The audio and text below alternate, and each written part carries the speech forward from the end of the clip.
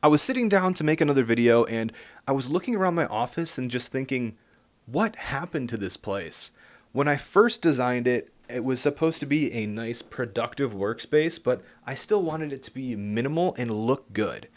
While I am productive in this workspace and I get a lot of stuff done here, it's just not really the aesthetic that I was hoping it would be in the vision I had when I originally designed it. So in this video, I want to take you guys around on my studio tour. I realized I've never done that before, but I want to take you on this studio tour right now in its current configuration, and I'll tell you over each of these different setups what I was trying to achieve and where it all went wrong, honestly, and what I'm going to do to fix that. So let's go on a studio tour. This is going to be a much more casual video if you are a regular viewer of my channel. It's just going to be kind of vlog style, and I'll take you around and show you just what happened in my studio. So let's get started. Walking into my office, the first thing you're probably going to see is the camera, which is the A7S III feeding into a Ninja 5, and then the Ninja 5 is applying an S-Log LUT, and then feeding that into this Feel World monitor. And this is the 7-inch LUT 7 Feel World monitor. I absolutely love that one for actually seeing myself on film and make sure like the camera is okay and it has memory card and all that stuff. So just to check I'm in focus and make sure everything is going according to plan. I love having that big giant monitor there. And this is all sitting on some Manfrotto tripod legs. I'll link everything in the description so I don't have to go over each part number. Another thing you might notice is that when you walk in here, you have two giant Pelican cases, and this one is for all of my tube lights, and this is a lifesaver when I'm going out on set. I honestly probably don't need this giant thing in my office though, because it does take up a lot of space. This next case belongs to the Rhino Arc II, and I always leave the Rhino Arc II up, which may be a good thing or a bad thing. It takes up a ton of space with two giant tripods, and then the Arc II with the stainless steel long rails, but it does take forever to put up.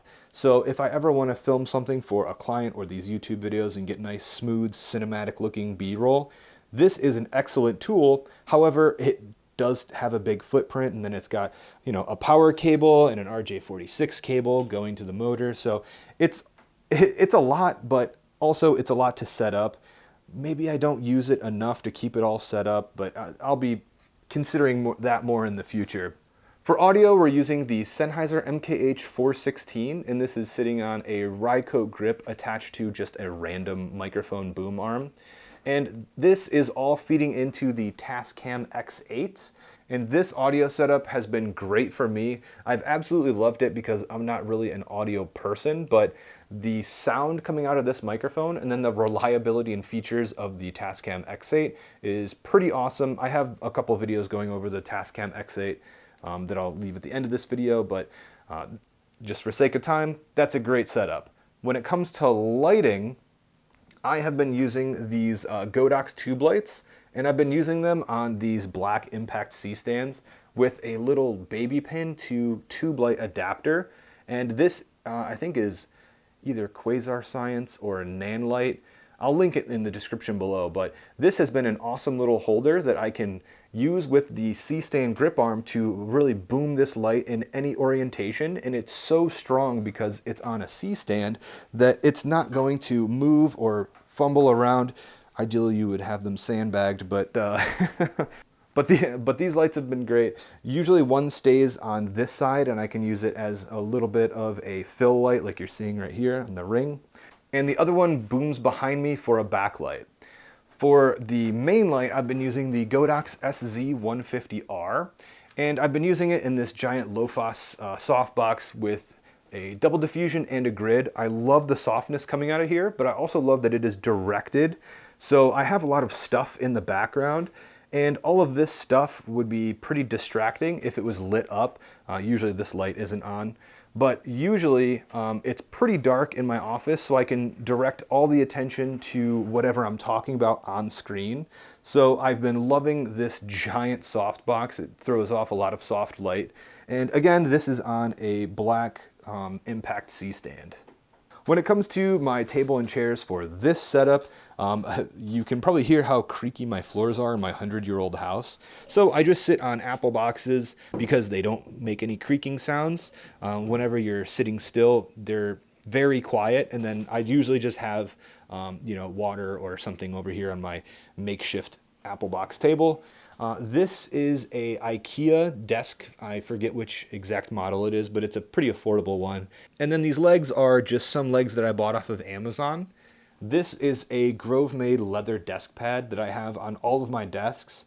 I have the tan on these two desks, and then I have the black version on my Mac desk.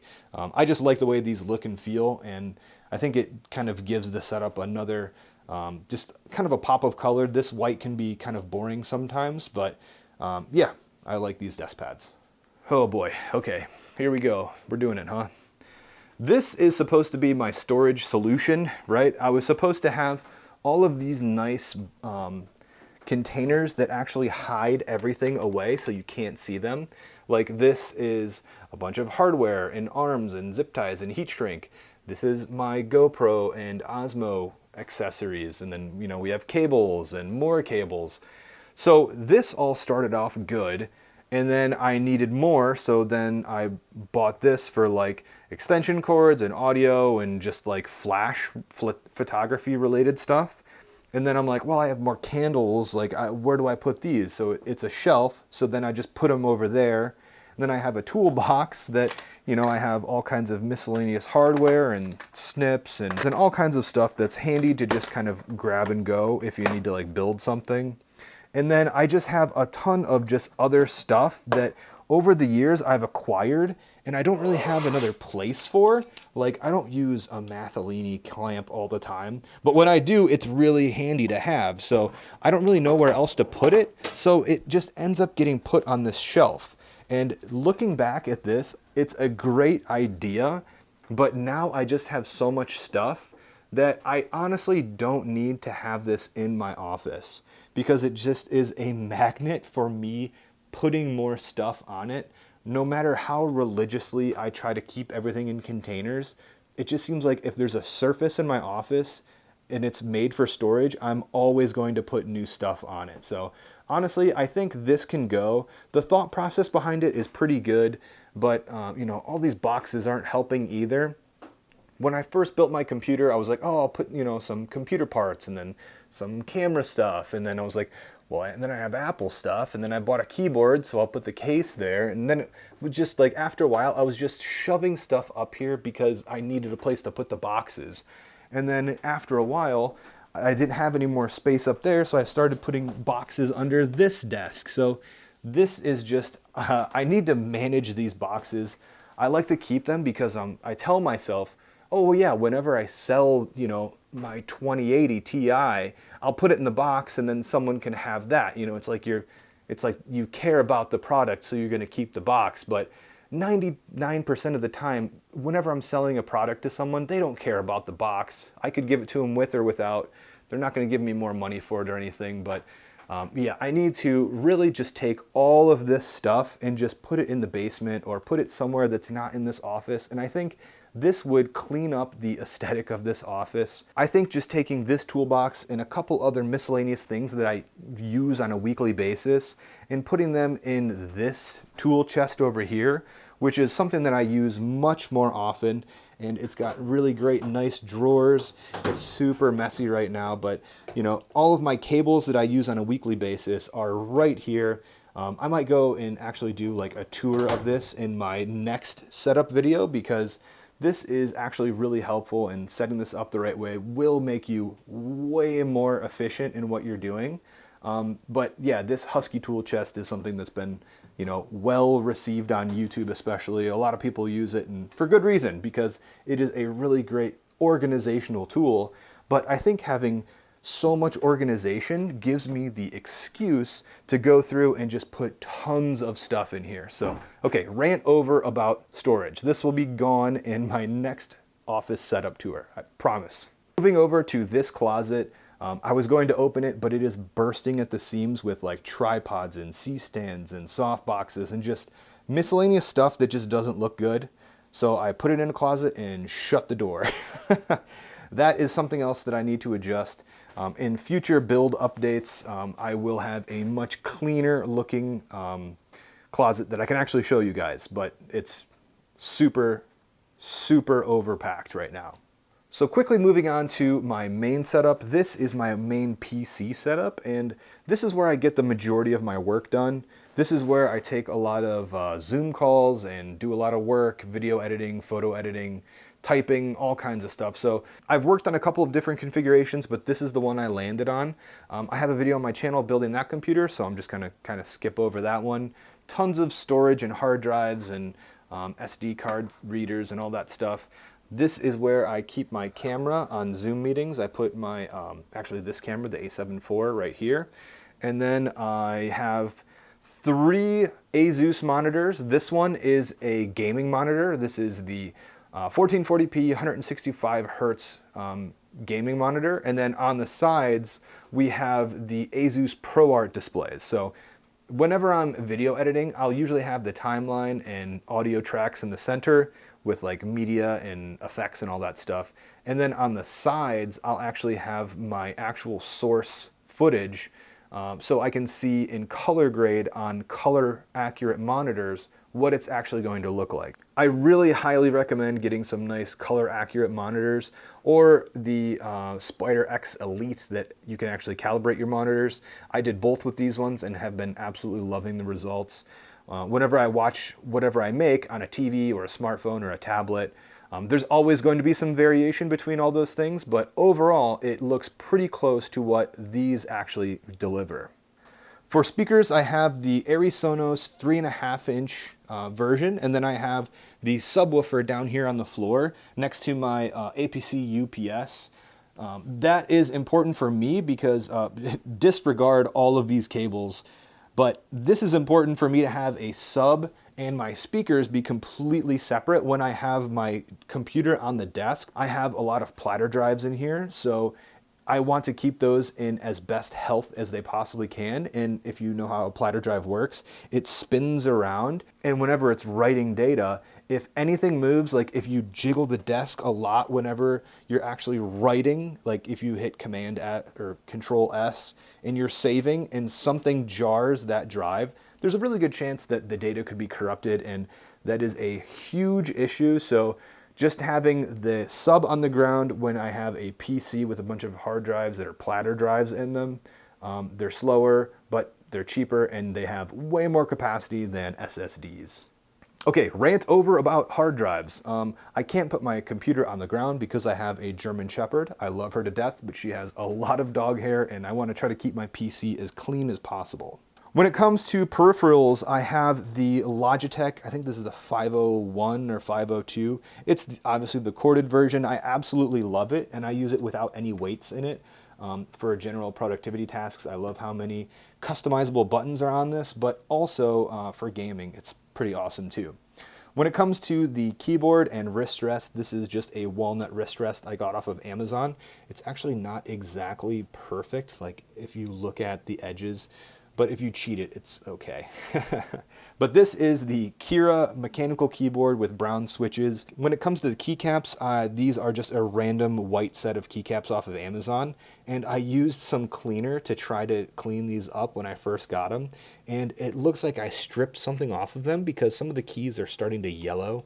And I haven't had these keycaps for that long, so looks like I need more keycaps. But that's another topic for another day. Also, I have the Grovemade pen, which is my favorite pen of all time. If you haven't seen my Grovemade video, I'll leave that linked at the end. But the weight of this pen alone and the way it writes, really big fan, and I'm a fan of the holder, so I always know where it is. And then this is the Grovemade brass notepad too. Awesome way to take some notes. I love the dot grid paper.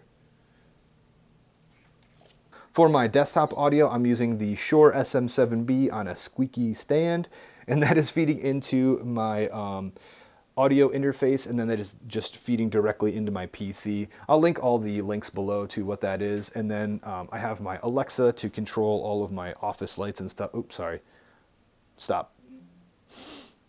For my headphones, I'm using the Beyerdynamic DT770 Pros, and these are really great headphones. I've had them for like 10 years at this point, but I bought these at Guitar Center. They don't sound really bass heavy or treble heavy. They just sound very true to what the audio actually sounds like, and they're also really comfortable, so you can wear them for like 8 to 10 hours at a time and you don't even really realize they're on your head. Maybe it's because I've worn them for 10 years and they're really broken into my head, but I really enjoy wearing these headphones, especially while editing. And for the light for this workspace, I'm using the Godox UL60. I have a whole video about that on my channel already, but honestly, I don't need a lot of output because of this softbox and the camera I'm using.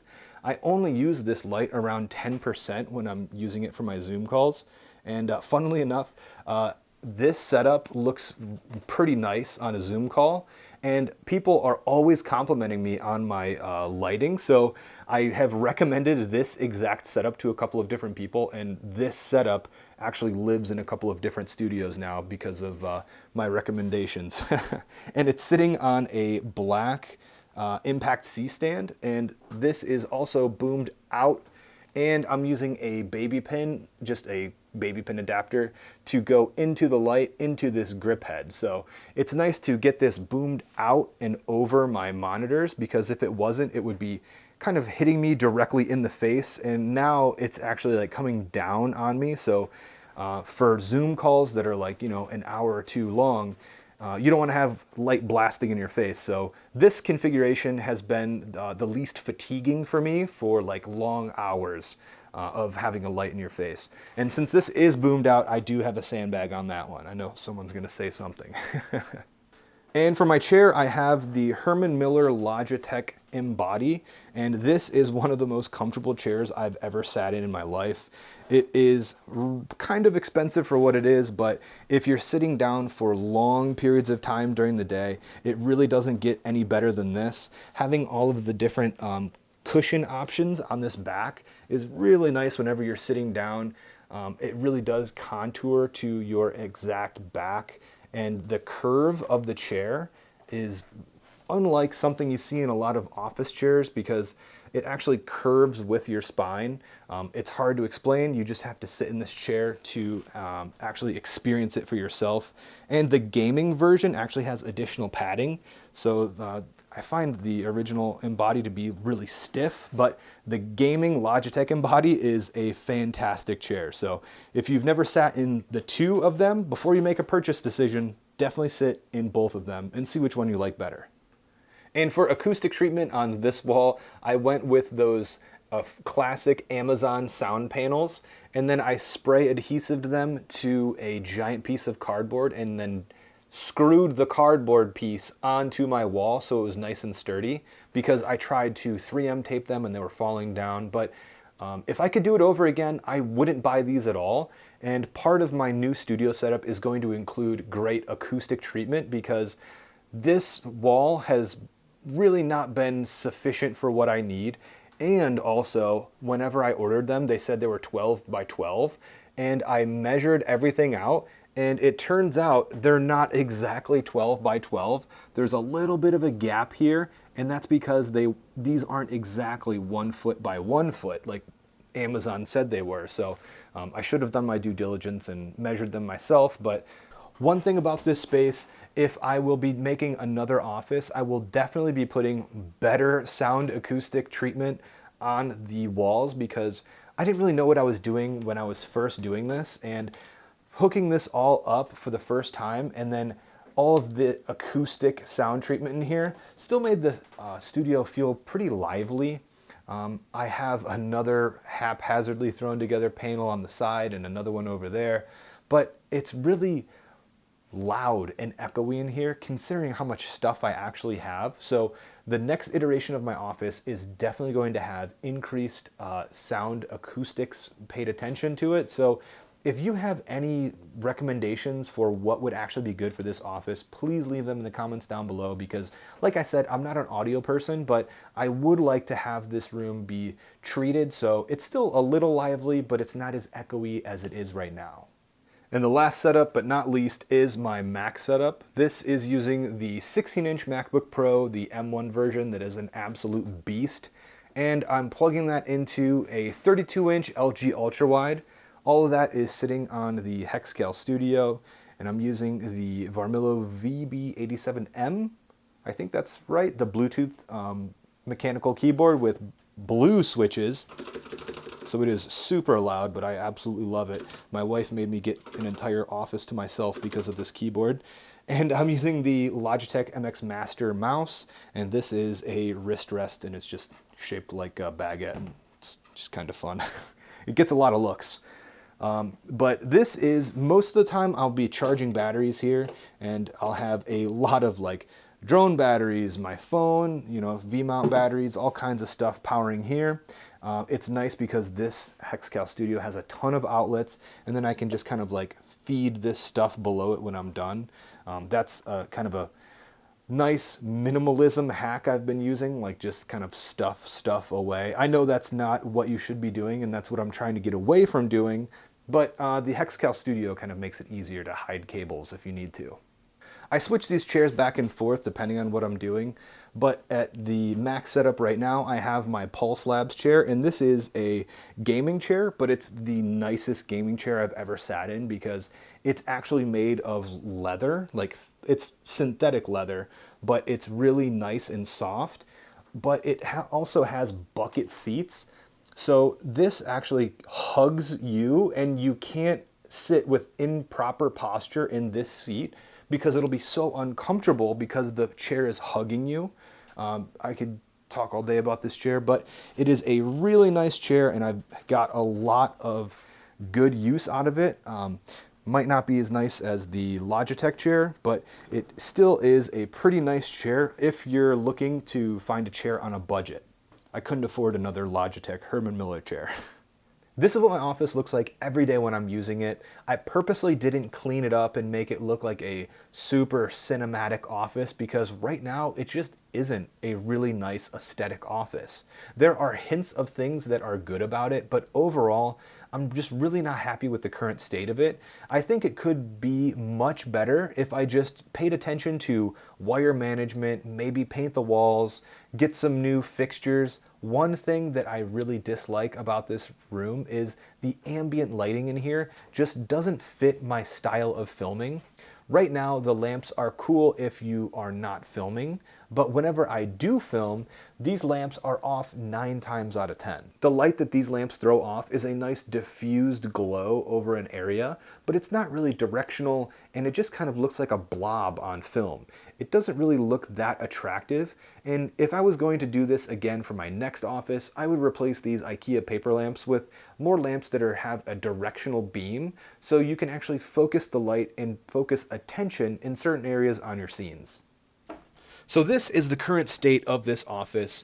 I purposely didn't make this video a nice cinematic video with great lighting and B-roll because I feel like a video about the office in this current state, that's how I feel about this office. It could be way better. It could be, one, much more organized. Two, the aesthetics of this place could be significantly better. I know there's possibility here, but I just feel like I'm working so much that I can't have the opportunity to like stop a project and then filter all of that into upgrading my office to look better. And I really need to prioritize that going forward because there's just so much stuff crammed into this space at this point. I had a whole video set up about the RS3 Pro on a ring, and I just didn't even get to it today because I was just wrestling everything that is in this office. And I finally set it up, and I looked around and I'm like, I did all this work and there's still so much work to be done in this office that version 2 of this place is going to be significantly better. If you have any suggestions for layout or different products, or if I just need to remove everything and start over again, please let me know in the comments down below. Also, I'm using the Synco mic for the first time. I think the audio levels are working. I just took this thing out of the box, slapped the windscreen on it, put the receiver on the camera, and pressed record. So let me know what you think about this audio quality as well. If you've stuck around this video with this raw video quality and lighting, I just want to say thank you. This is not like my typical video. If you're new here, check out some of my other videos. You'll see what I mean. If you're a returning subscriber and suffered through this video quality, I just want to apologize and say thank you. Version 2 of this office will be better, and the video and lighting will be better as well. Thank you guys for sticking around to the end, and I'll see you in the next one.